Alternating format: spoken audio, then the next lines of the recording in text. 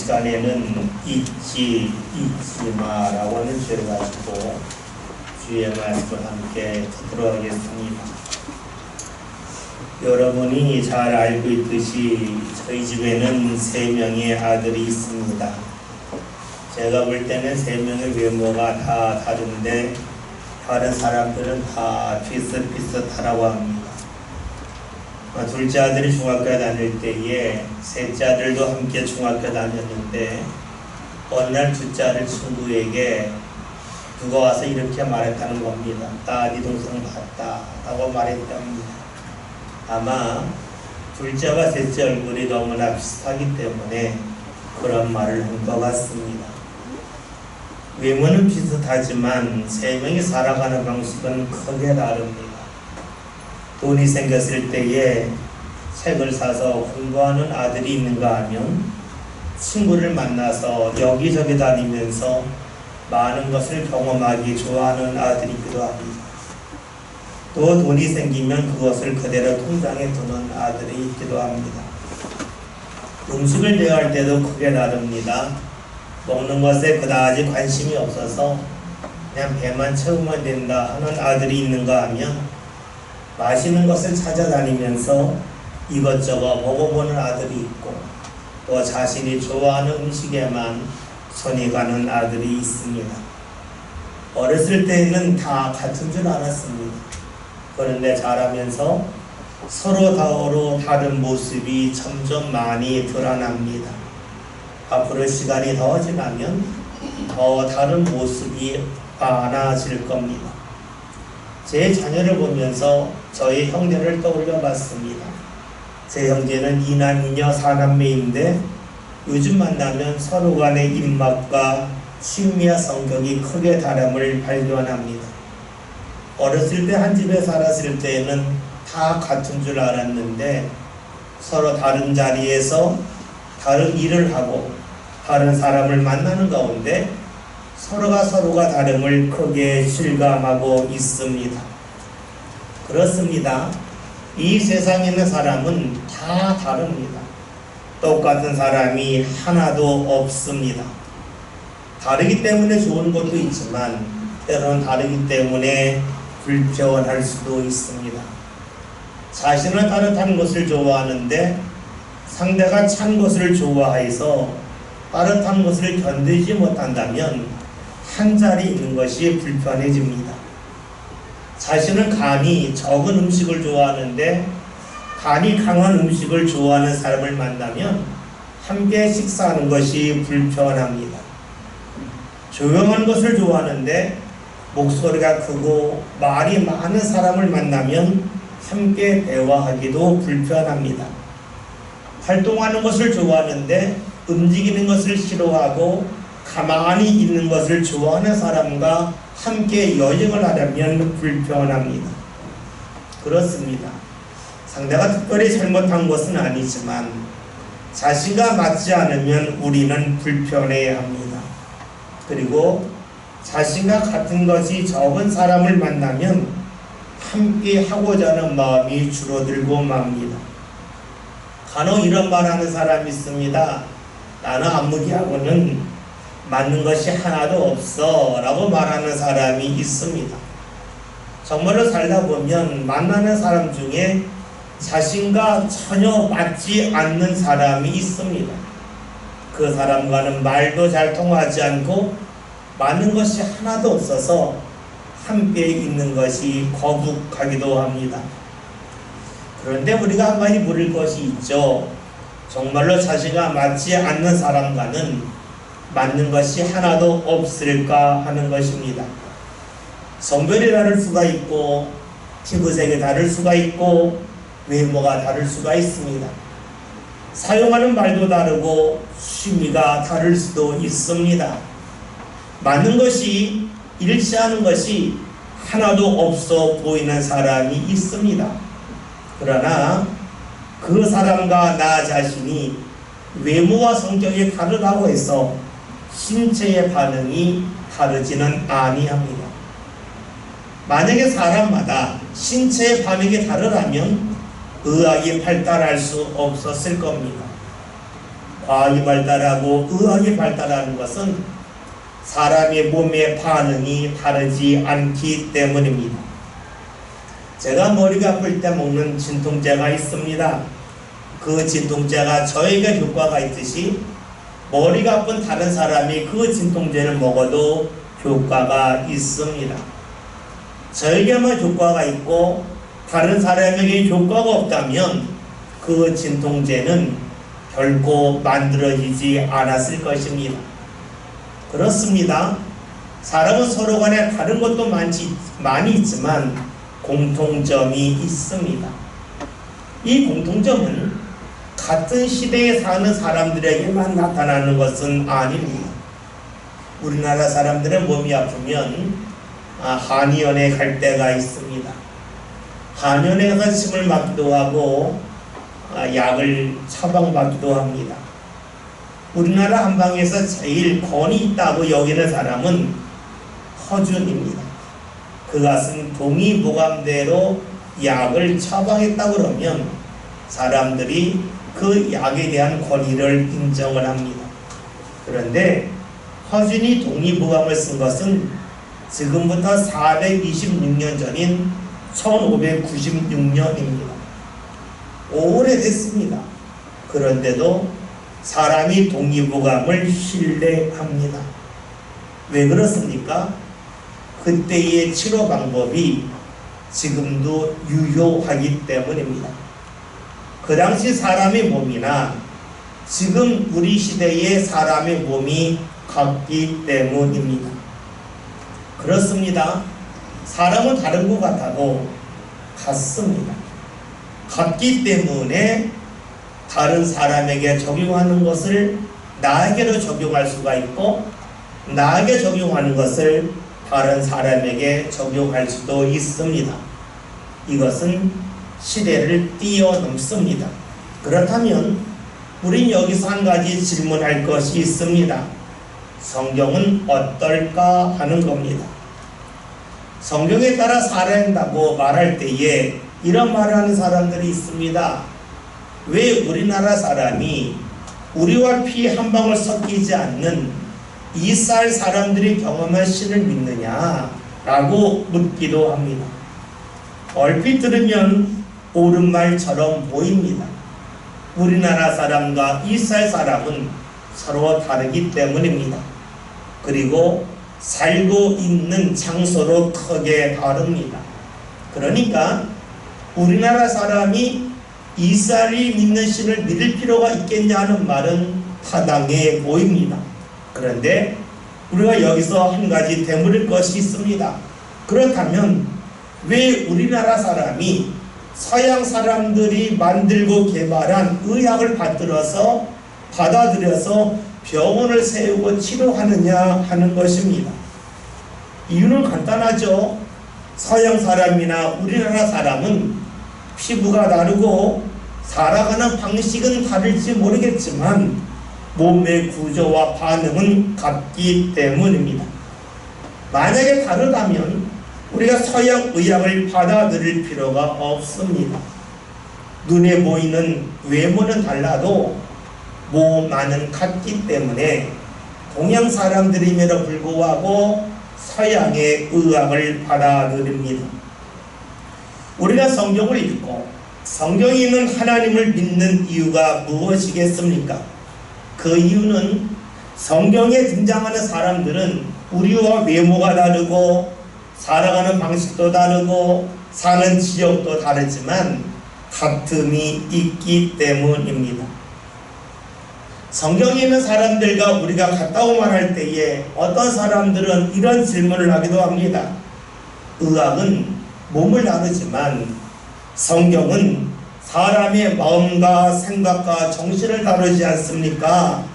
그런데 성경이 기록될 당시와 지금의 시대 정신이 너무나 다르지 아니하냐고 묻기도 합니다. 시대 정신이 다르기 때문에 성경이 우리에게 적합하지 않다고 말하는 이들도 있습니다. 그렇죠. 성경에서는 농민들에 대해서 유목민들에 대하여 이야기하고 있지만 우리는 지금 산업화 시대에 살고 있습니다. 성경이 기록될 당시의 사람들과 우리가 살아가는 방식이 크게 다릅니다. 물론 그 당시 사람들의 몸과 우리의 몸의 구조는 일치합니다. 우리가 조건반사라고 하는 것이 있죠. 무릎을 망치로 툭 치면 발이 올라갑니다. 조건반사는 지금 우리에게도 적용되고 과거에도 적용이 됩니다.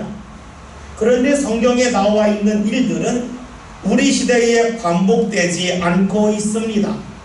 그렇게 묻는 겁니다. 성경을 읽고 믿어야 하느냐라고 질문을 하고 있지요.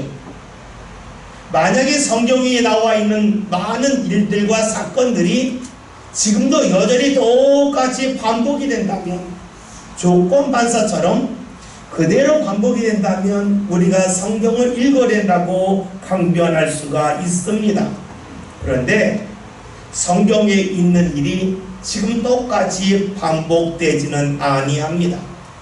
그래서 사람들이 성경을 읽을 필요가 있냐고, 성경에서 경험한 일들을 우리가 지금 경험하지 못하는데 성경을 읽을 필요가 있겠냐고 묻기도 합니다.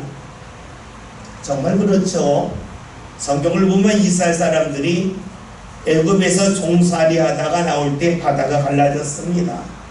그런 경험을 했어요. 그러게 사람들은 묻습니다. 지금도 바다 갈라집니까? 라고 묻죠.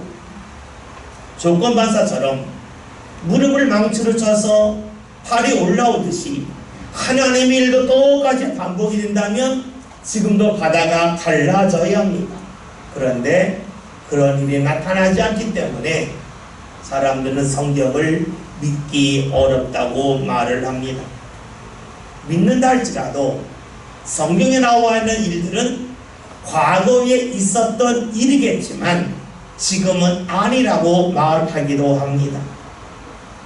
이런 주장이 일리가 있어 보이지만 이런 주장은 접근 방식이 잘못되었습니다. 성경은 사람이 경험한 일이기도 하지만 하나님이 하신 일을 사람이 경험한 것이기 때문입니다. 성경은 하나님께서 사람들에게 어떻게 다가오시고 어떻게 인도하여 주시는지를 우리에게 말씀하고 있습니다.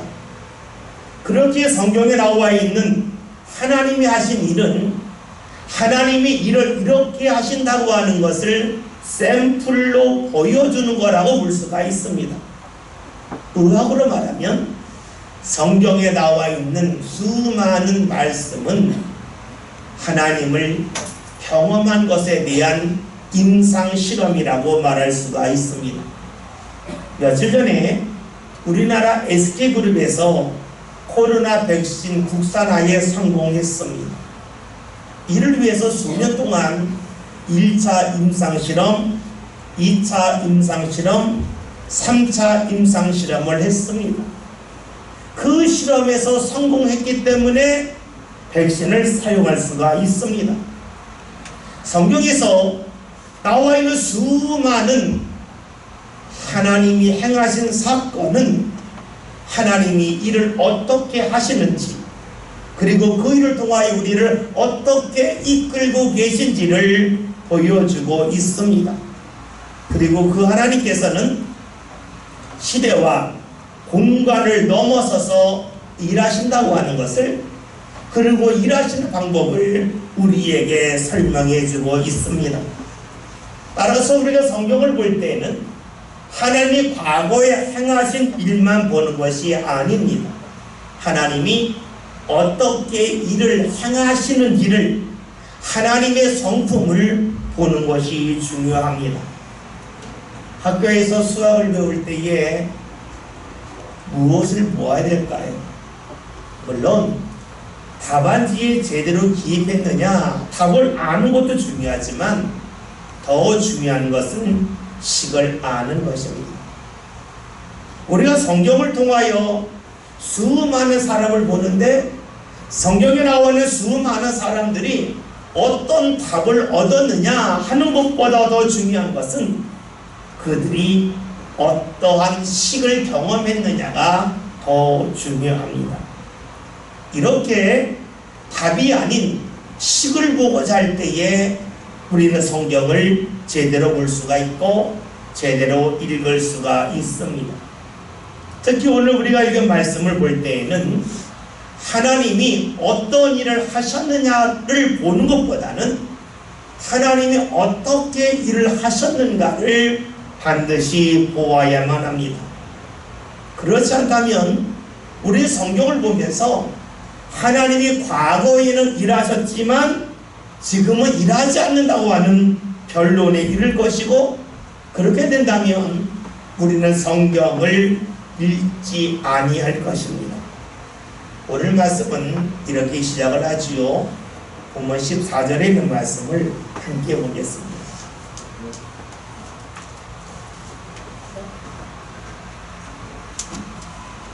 제가 읽겠습니다. 너는 매년 3번 내게 절기를 지킬지니라. 아멘. 말씀을 보면 하나님께서 이스라엘에게 3번의 절기를 지키라고 말씀하셨습니다. 이 절기는 이스라엘의 명절입니다. 그런데 이 절기를 단순히 이스라엘의 절기로 본다면, 명절로 본다면 곤란합니다. 왜냐하면 이 3절기는 이스라엘이 하나님을 경험한 절기이기 때문입니다. 하나님께서 이 절기를 왜 지키라고 말씀하셨을까요? 하나님이 이런 방식으로 계속해서 우리에게 다가오시기 때문입니다. 계절의 변화와 흐름을 알면 계절에 맞춰서 무엇을 해야 할지를 압니다. 농부가 농사를 지을 때에 계절에 맞춰서 일을 하지요. 계절의 변화를 합니다. 계절의 흐름을 보면서 농사를 짓습니다. 마찬가지입니다. 하나님이 일하시는 흐름을 보면, 그 흐름을 알면 우리의 인생의 농사를 잘 지을 수가 있습니다. 하나님은 절기를 지키게 하심을 통해서 하나님을 기억하고 하나님이 하실 일을 소망하기를 원하고 계십니다.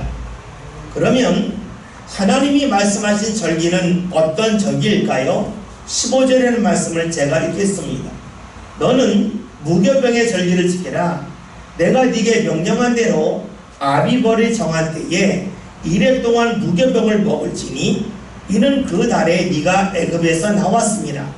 빈손으로 네 앞에 나오지 말지니라. 아멘. 오늘 15절에 있는 말씀을 보면 무교절이 나옵니다. 무교제라고 하는 말은 누룩을 넣지 않은 빵을 먹었다는 겁니다. 왜 누룩을 넣지 않았을까요? 누룩은 빵을 부풀게 하는, 그리고 발효하는 일을 합니다. 따라서 누룩이 들어가지 않으면 빵은 딱딱하고 맛이 없습니다. 왜 하나님께서는 이스라엘로 하여금 맛있는 빵이 아니라 맛없는 빵, 부드러운 빵이 아니라 딱딱한 빵을 먹게 하셨을까요? 그 이유는 무교절에 일어난 사건 때문입니다. 우리가 잘 알고 있다시피 이스라엘은 애굽에서 종살이 하다가 자신들이 생각하지 못한 날에 그 자리에서 나왔습니다. 애굽은 지금의 이집트를 말합니다. 당시 애굽은 세계 최대의 강대국이었습니다. 그런 나라에서 이스라엘 사람들이 종살이를 합니다. 이것은 무엇을 말하냐면 이스라엘 사람들이 자신의 힘으로 애굽에서 나올 수 있는 능력이 없었다는 겁니다. 자신의 힘으로 도저히 할 수 없는 일이었는데 하나님이 도우셔서 이스라엘이 애굽에서 나왔습니다. 하나님의 도우심으로 오름에서 벗어났습니다. 자유함을 얻었습니다. 그날이 바로 무교절입니다. 너무 갑작스러운 일이었기 때문에 사람들이 빵을 만들 때에 누룩을 넣어서 충분히 발효할 시간조차도 없었습니다. 하나님께서는 그 날을 기억하라고 말씀합니다. 왜 그럴까요? 하나님은 지금도 계속해서 그렇게 하시기 때문입니다. 말씀을 읽으면서 우리는 이런 질문을 합니다.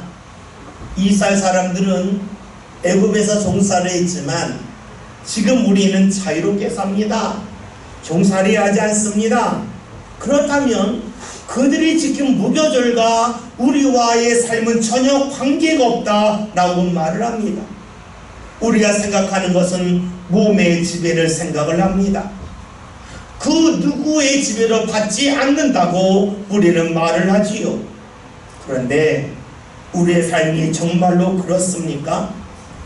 여러분, 이 세상을 사시면서 주위 사람들의 시선을 의식하지 않고 살고 계십니까? 아니면 주위 사람들의 시선을 의식하면서 그들과 끊임없이 비교하려 하십니까?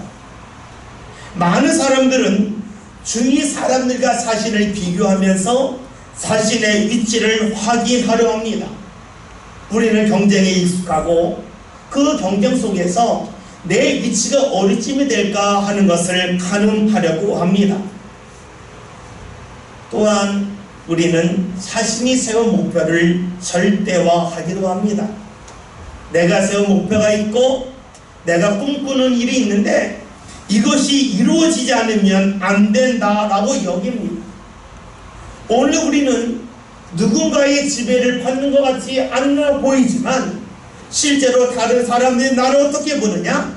여기 얽매여 살기도 하고 내가 세운 계획에 따라서 내 삶이 진행된다고 하는 그런 생각 속에 살고 있습니다.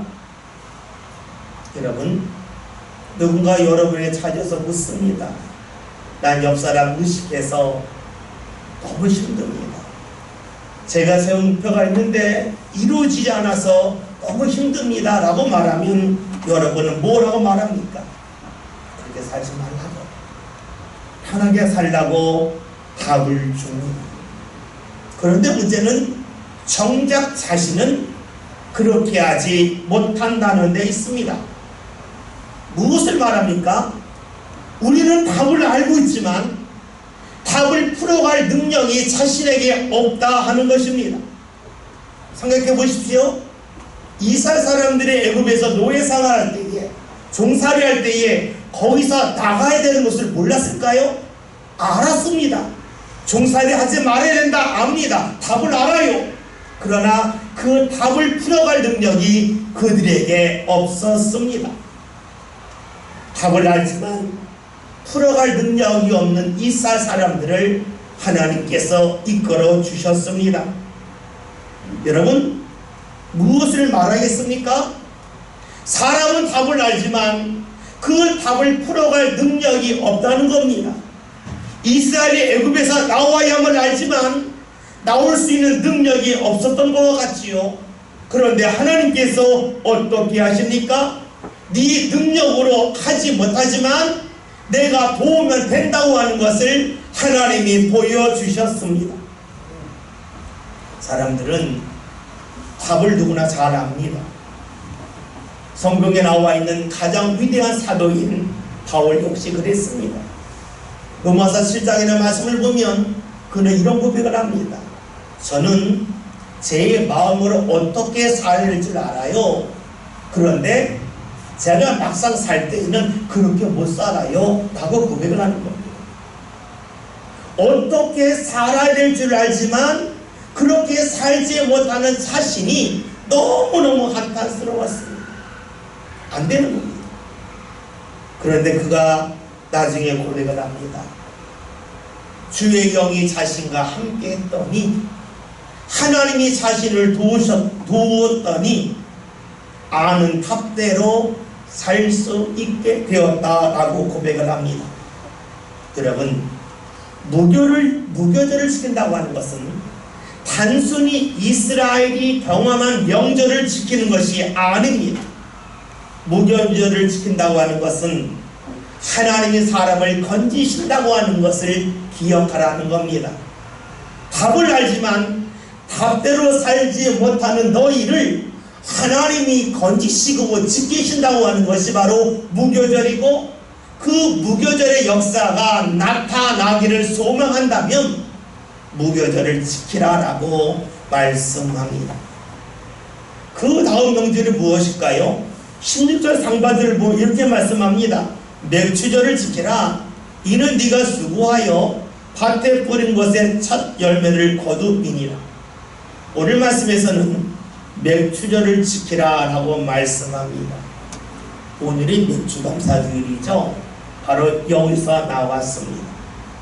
맥추절이라고 하는 것이 무엇인가 보았더니 네가 수고해서 밭에 씨앗을 뿌렸는데 첫 열매를 거두었다는 겁니다. 우리는 이 말씀을 보면서 별것 아닌 것 같습니다. 왜냐하면 우리는 농사를 지어서 무언가 결실 맺는 것이 너무 당연하다고 여기기 때문입니다. 그런데 이스라엘은 다릅니다. 이스라엘이 애굽에서 나와서 약속의 땅에 들어갔습니다. 그러면 애굽 땅과 하나님이 인도에 들어간 약속의 땅 중에서 어느 땅이 더 좋겠습니까? 우리가 상식적으로 생각하면 하나님이 인도해 주신 땅이 더 좋아야 됩니다. 그런데 실제로는 그렇지 않았습니다. 신명기 11장이라는 말씀을 보면 너희가 애굽에서 농사를 질 때에는 거기는 물을 가둬놓은 저수지도 있고 댐도 있었다는 겁니다. 물이 넉넉했다는 겁니다. 반면에 너희가 들어갈 약속의 땅은 그렇지 않다는 겁니다. 거기는 강도 없고 거기는 댐도 없다는 겁니다. 다시 말하면 애굽에서 농사 지을 때는 물 걱정할 필요가 없었습니다. 물을 쌓아두었기 때문이죠. 반면에 약속의 땅에 들어갔을 때에는 저수지가 없습니다. 그러니까 어떻게 농사를 지을까 걱정할 수밖에 없었습니다. 애굽에서는 충분히 농사 지을 물이 있으니까 농사 짓는 것에 두려움이 없어요. 반면에 약속의 땅에서는 물이 눈에 보이지 않습니다. 하늘에서 내리는 비를 통해서만 농사를 짓습니다. 그러니까 농사가 제대로 될까 걱정하며 염려할 수밖에 없습니다. 다른 말로 하면 애굽에서는 앞날을 예측할 수가 있습니다. 약속의 땅에서는 앞날을 예측할 수가 없습니다. 농사를 지으려면 물이 필요한데 애굽에는 물이 넉넉하니까 농사를 예측할 수가 있지만 약속의 땅에서는 물이 부족하니까 농사를 어떻게 지을지 예측할 수가 없습니다. 그런 이스라엘 사람들이 예측할 수 있는 자리에서 예측할 수 없는 자리로 갔을 때에 자신이 하는 일에 대한 두려움이 얼마나 컸겠습니까? 불안했겠죠. 그러나 하나님은 그 약속의 땅에서 농사를 짓게 하셨고 그 농사의 결실을 맺게 하셨습니다. 사람이 볼 때는 예측할 수 없는 자리, 앞날 어떤 일이 일어날지 알 수 없는 자리였지만 수고하며 나갈 때에 하나님께서 그 자리에서 결실을 맺게 해주셨습니다. 기대할 수 없는 자리에서 열매를 맺게 하심을 기억하는 날이 바로 맥추절입니다. 여러분, 이렇게 볼 때에 하나님이 우리를 어떻게 인도하시는지를 알 수가 있습니다. 사람들은 자신의 앞날이 보장되기를 원합니다. 보장된다고 하는 것은 예측 가능한 삶을 살기를 원한다는 것이지요. 우리는 그렇게 살 때 비로소 내 삶이 좋은 삶이라고 여깁니다. 그러나 사람들 중에 내일을 예측할 수 있는 사람이 어디 있습니까? 누가복음 12장이라는 말씀을 보면 어리석은 부자에 관한 말씀이 나오죠. 어떤 부자가 농사를 졌는데 태풍이 들었습니다. 그러니까 그가 큰 창고를 짓고 내가 창고를 짓고 내 창고에다가 내 곡식을 가득 채우겠다 하면서 열심히 준비했습니다. 그래야만 편히 살 수 있을 거라고 여겼지요. 그런데 하나님께서 그날 밤에 그의 영혼을 데려가셨습니다. 누가 내일을 알 수 있습니까? 누가 내일을 예측할 수 있습니까? 아무도 알 수 없습니다. 그런데 하나님께서는 맥추절을 통하여서 너희가 예측할 수 없는 자리에서도 내가 너희를 이끌어서 너희의 삶의 걱정과 불안을 거두신다고 하는 것을 보여주셨습니다. 하나님이 맥추절을 왜 지키라 하셨을까요? 하나님이 그렇게 일하시기 때문입니다. 이스라엘로 하여금 불안과 걱정에서 벗어나게 하셨듯이 오늘 우리가 하나님을 믿고 의지하며 나갈 때에 그렇게 일하시기 때문이지요. 세 번째 절기가 무엇입니까? 16절 하반절 제가 읽겠습니다. 수장절을 지키라. 이는 네가 수고하여 이룬 것을 연말에 밭에서부터 거두어 저장함이니라. 아멘. 수장절은 말 그대로 무언가 저장하는 날입니다. 농사를 지으면 우리가 추수한 후에 다음에 농사 지을 때를 먹지 않습니까? 그런 날이라는 겁니다. 이것은 무엇을 말할까요? 이스라엘 사람들이 약속의 땅에서 농사를 지으면서 이렇게 좋지 않은 곳에서 이렇게 열악한 환경 속에서 내 삶이 풍요로울까 하는 마음을 가졌겠죠. 그런데 하나님께서 그들에게 풍요로움을 허락하셨습니다. 우리는 풍요로움 하면 물질의 풍요로움을 생각합니다. 하나님을 믿으면 내 삶 가운데 물질이 풍요로울 거라고 여깁니다. 그러나 우리는 알고 있죠. 내가 지금 생각하는 풍요로움이 1년이면 또 달라지고 1년이 지나면 또 달라짐을 합니다. 삶의 풍요로움은 물질에 있지 않습니다. 삶의 풍요로움은 내 안에 평안 안에 있습니다.